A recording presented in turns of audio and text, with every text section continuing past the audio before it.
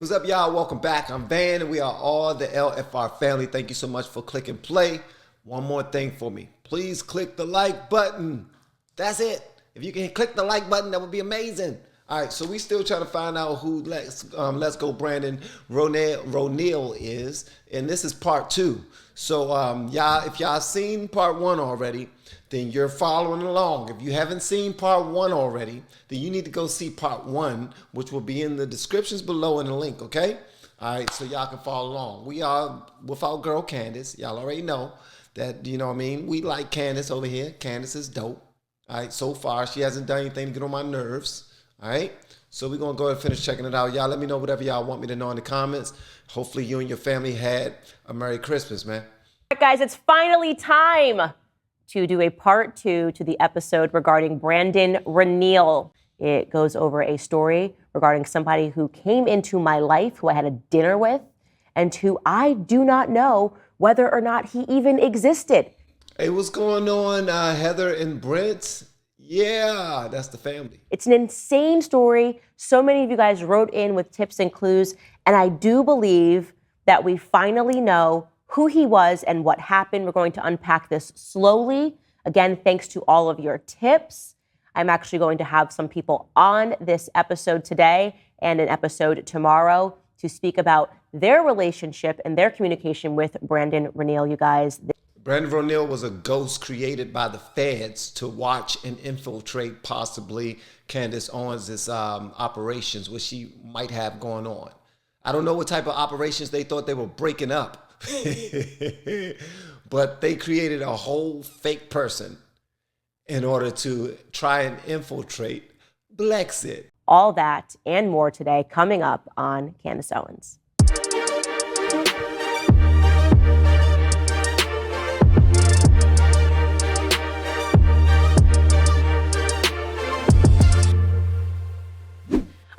I love that, man. I love that. Sheesh, I never paid attention to her intro. Her intro looked like something off the movies. It looked dope. That was amazing. 2020, I was contacted by a person reportedly named Brandon Roneel who had a pre-existing relationship with Turning Point USA. He alleged to have given them a large sum of money. I was able to verify with them that he was at their event. And he was interested in my organization, the Blexit Foundation, and giving a gift. And so I had a dinner with Brandon Roneel and his fiance at the time. And a lot of the things that he told us during the dinner, which I believed, by the way, guys, I told you guys that I was having wine. It actually turns out that I had no wine during that dinner. My husband reminded me that I was 8.5 months pregnant. So in my completely sober, pregnant mind, I believed the things that he was telling me were true. Now, just to recap, just a little bit of it, you have to understand how heavy this is. She was 8 months pregnant. Both her and her husband decided to go on a business dinner, business lunch, business dinner, I don't know what it was, with the gentleman who offered to write a $250,000 check to their organization. $250,000. And of course they looked at it like, wow, if they're willing to do this to assist in what we're doing, a dinner is absolutely, we can do a dinner. Absolutely, we can go sit down for dinner. Do you know what this means? This means that they got this close to a potential crazy person who could have done something to her and her future child at the time. After the dinner, my husband didn't believe any of it. And the more that we began to look into Brandon Roneel, the story began to fall apart. So this episode, you guys, you internet sleuths, you wrote so many comments, gave us so much information via email. We sorted through all of it. In the comments under the YouTube airing, we saw that somebody named Ryan Griffith was trying to get in touch and said, I actually also corresponded with this individual. I was similarly hit like a truck. I mean, my wife were trying to figure out what happened. Please reach out to me. I have more information pertaining to Brandon Roneel, and we are doing just that. You guys, Ryan Griffith is the former host of Not at the Dinner Table podcast, and he is calling in today from Salt Lake City, Utah. Ryan, welcome to my show. Hey, Candace, great to be here. Hi, everyone. Similarly, like you said, hit by a truck by Roneel's Tall Tales. So excited to talk about that today. So let's just start from the very beginning. How did you first meet Brandon Roneel? Yeah, I was first introduced to Brandon in November 2020 by my wife, Madison. At the time, we were just dating, but she had met him as a missionary in Argentina. And so for a couple of years, I had heard some of these tall stories that he had told her, and was frankly just excited to meet him, kind of challenged and, well, he's done this and he has these accomplishments. So yeah, I want to meet this guy. But her story goes back in a little bit more depth, but that was just a month before I think he met you in 2020. Did the brother just like to lie to every daggone body? Like, ooh, got somebody else I can tell a story to. I'm about to lie to them as well. So he wasn't a ghost that was created. He was just a damn liar. Was he a liar? Or was he really a fake identity and everything that just told all of these stories just to keep you on your heels so you wouldn't ever line things up and know what he was really about? Okay, so your wife was on a missionary trip in Argentina, is that correct? Correct. Yeah, we're both members of the LDS Church or Mormons, and it's pretty common for young adults to go out and serve a 2-year or an 18-month mission, talking to people about Jesus Christ. And you go all over the world. So she was in Buenos Aires, Argentina, and supposedly Roneel was working on a branch of his law firm in Peru, and then had moved to Argentina to do work with Venezuelan refugees as part of his foundation. While he was there, he had a faith crisis, come to Jesus moment, and he started reaching out on the internet about God, came in contact with our church's website, and started talking with some missionaries from Salt Lake online. And they put him in contact with the local missionaries who just happened to be my wife. Okay, and what year was that?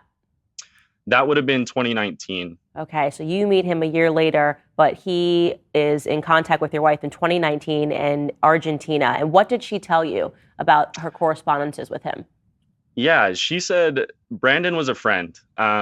First and foremost, they met, and he's super charismatic, would take her and her companion missionary anywhere they needed to go. They would have great discussions, great chats. He seemed to know everything about our church already, and was just ready to go. He wanted to get baptized and become a member as soon as possible.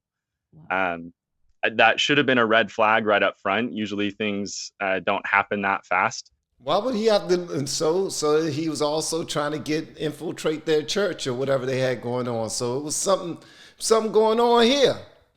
Is his wife really his wife? Huh? His wife might be an informant. So you mentioned the fact that he was thinking about establishing a law firm in Peru. So I am assuming that he also embodied that same persona of a wealthy, successful businessman at the ripe age of, I guess, 21 or 20 he would have been at the time. Yeah, very much so. And that's what caught my attention as well. Madison returned home from her mission in March of 2020, and her and I quickly began talking again. We had known each other from high school beforehand. So I immediately started hearing these stories from her. This guy that had 2 PhDs by the time he was 18. He graduated with his first degree at 13, and he was already working with the government in the Pentagon and had his law firm. Wow. Anybody come to me telling me that story about them graduating from college at 13 and having 2 degrees and all this other stuff at 18? Nah, bruh, red flag. So I was skeptical, of course. I was like, I'm just about to start college and we're the same age. How is that even possible? And again, right when I met him, heard the same stories. So he very much had that planned out from the get-go. Now let's fast forward to when you met him at the end of 2020, which seems to be the same time that I met him. Where were you when you met, and what was his pitch to you? Yeah, it's pretty common for missionaries to stay in contact with people they meet. So Madison and Brandon, they continued texting and FaceTiming occasionally, maybe once every couple weeks.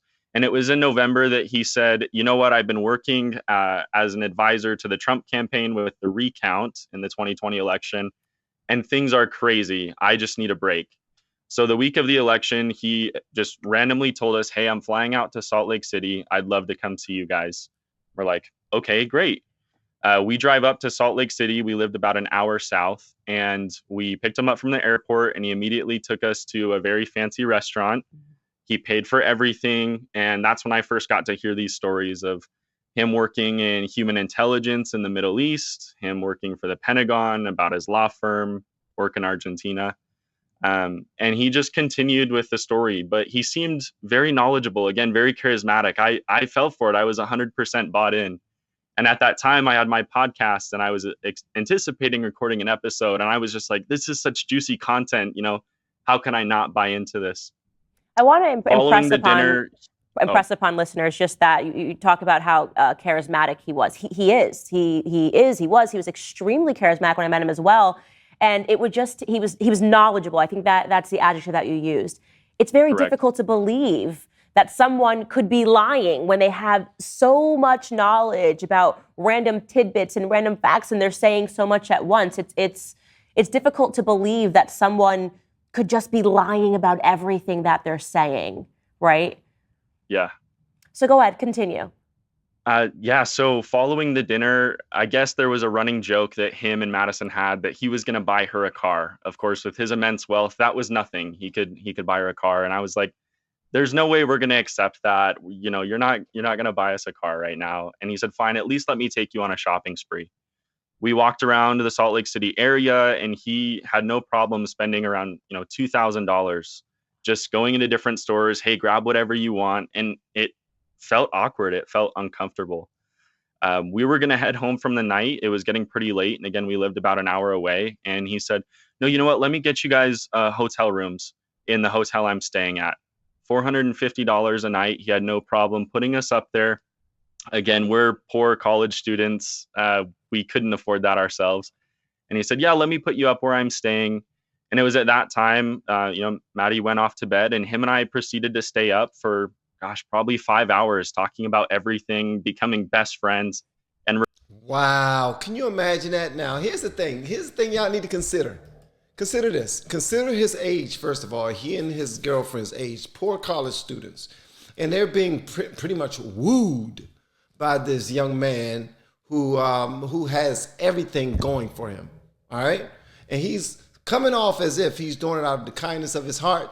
He's really trying to build a friendship with them. It's something about them. I don't know what specifically he said was about them, that he wanted to treat them the way that he was treating them, but they bought into it.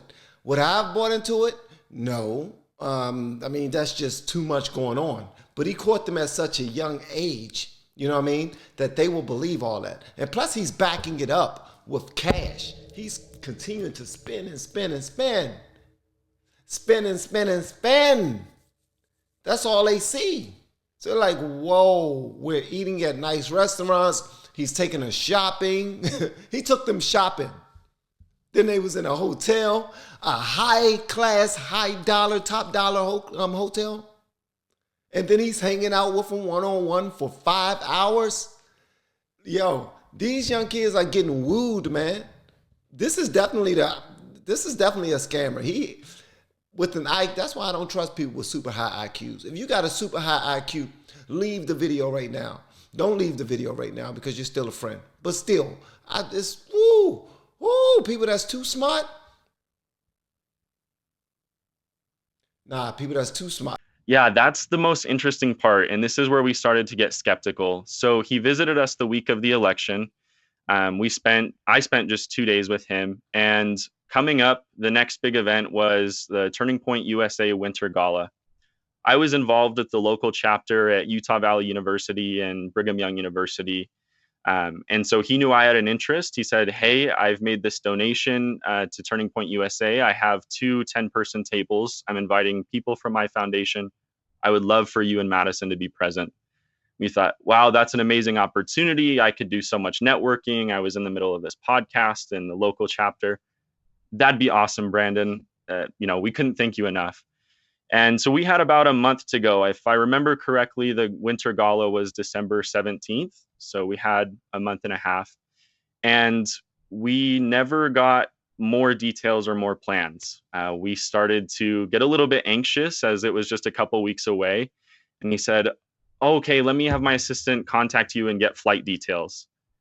And that never happened. And then the week of, he came out with this long email story. It looked like he had sent it to multiple people saying, I'm so sorry, my assistant bungled the plans. We've fired her. And in apology, we're going to give everybody a $500 flight credit.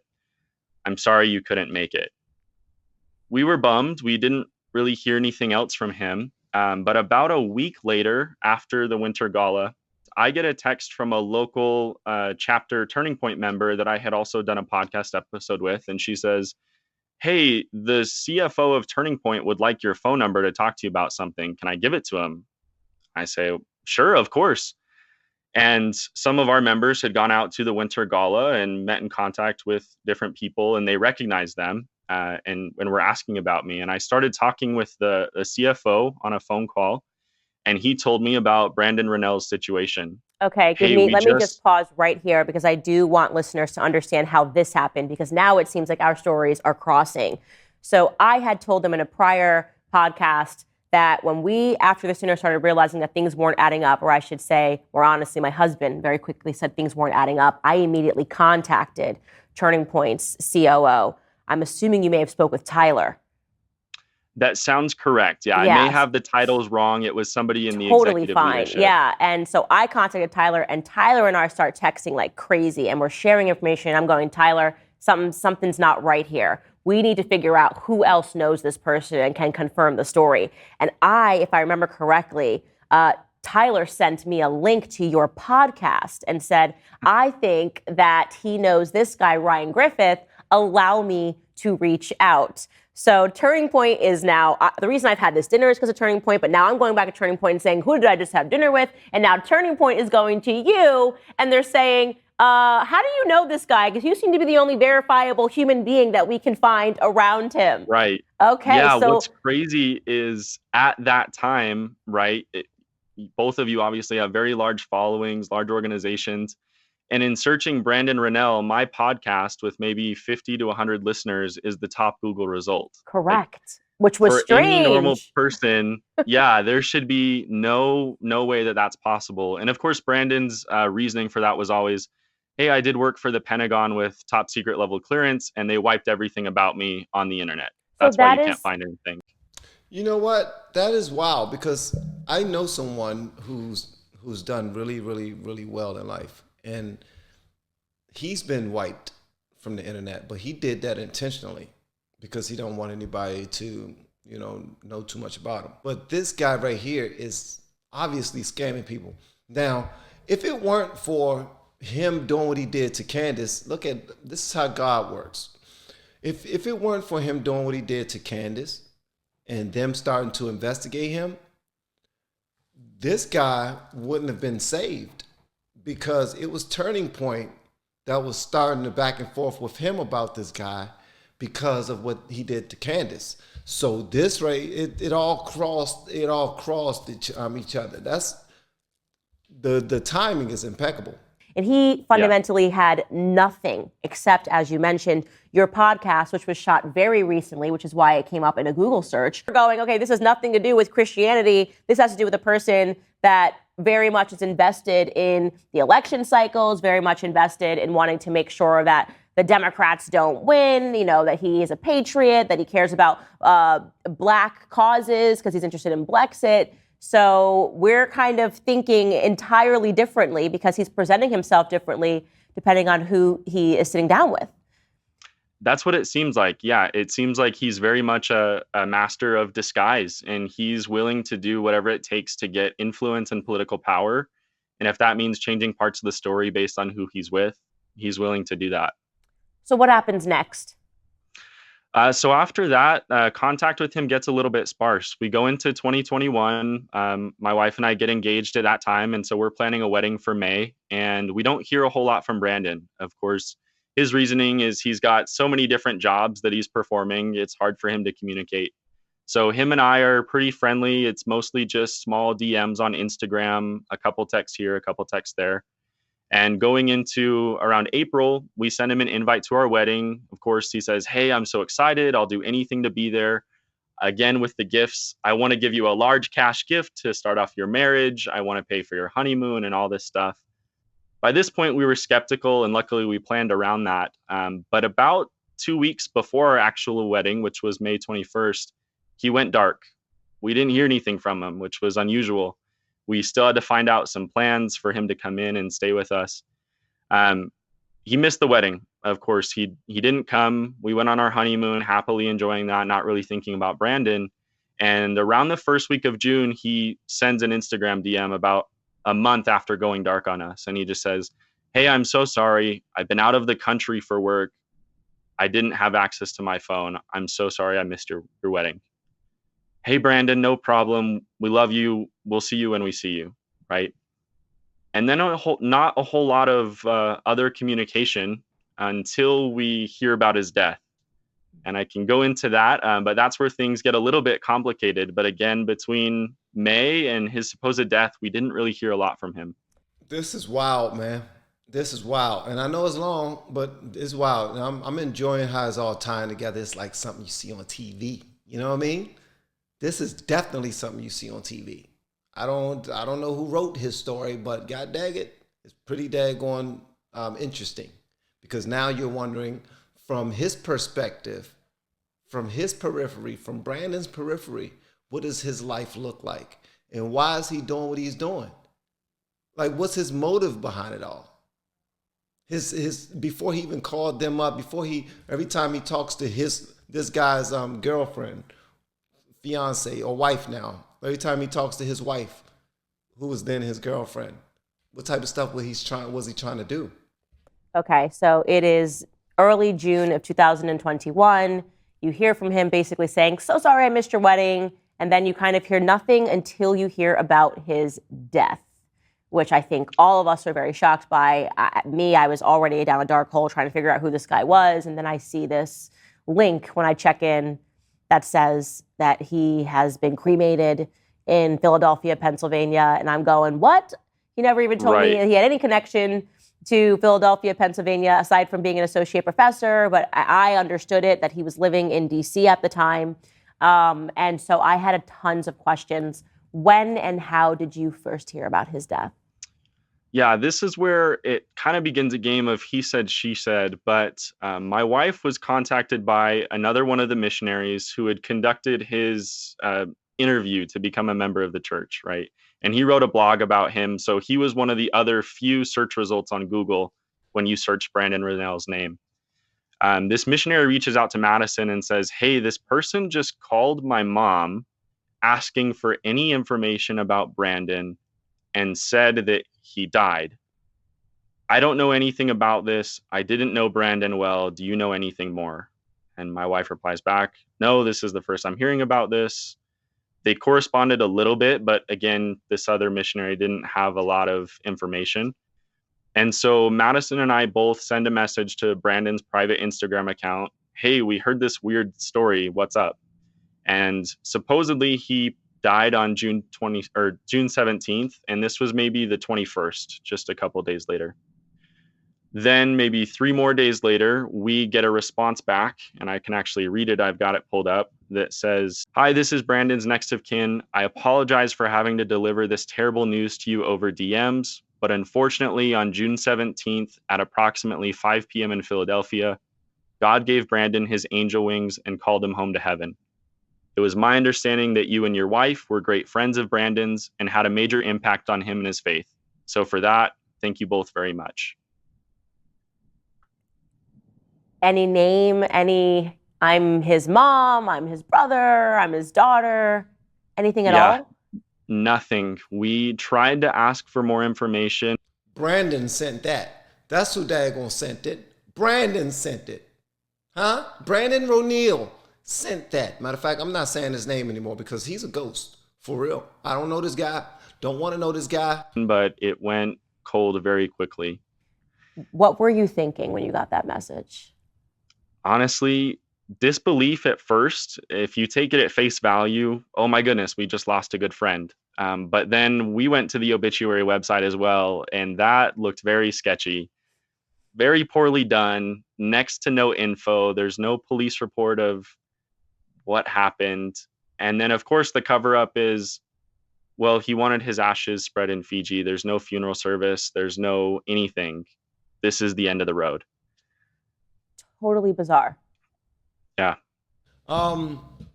This whole thing seems extremely shady, and I'm just following along because I really want to see what happens. I want to see if they're able to figure out exactly who he is.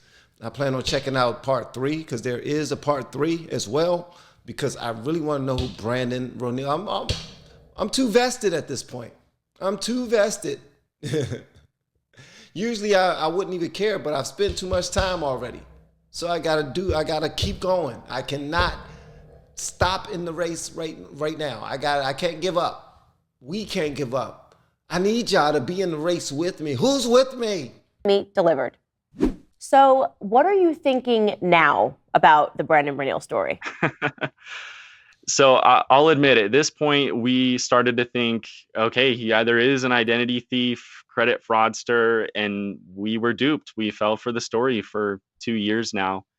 Or I started telling people the story and being like, he was a foreign spy. I just got infiltrated. I don't know why. I don't have any fame. I don't have any money. I don't know why we were a part of this. But we started posing those 2 stories. And up till now, I haven't found any evidence that clearly points one direction or the other. There was a movie out at one point. I forgot what the name of the movie was. It's one of my the Thomas Crown Affair. Is that the movie, guys? Is it the Crown Affair or is it the Thomas Crown Affair? The reason why I bring that up is because maybe this guy was that. Maybe he was a catch me if you can type of guy. One of those, okay, I'm just off to my next adventure. Haha, catch me if you can, loser. And he really didn't have any reasons why he can't. I mean, he went at the people he went at. That's pretty daggone wild. I mean, I was automatically art museum. Yeah, I was originally thinking that maybe he was from the government, CIA, someone who was trying to, I don't know, infiltrate Brexit, and that's why they was targeting Candace. But why would he go after that other gentleman that she was just now talking to? Why would he go after him?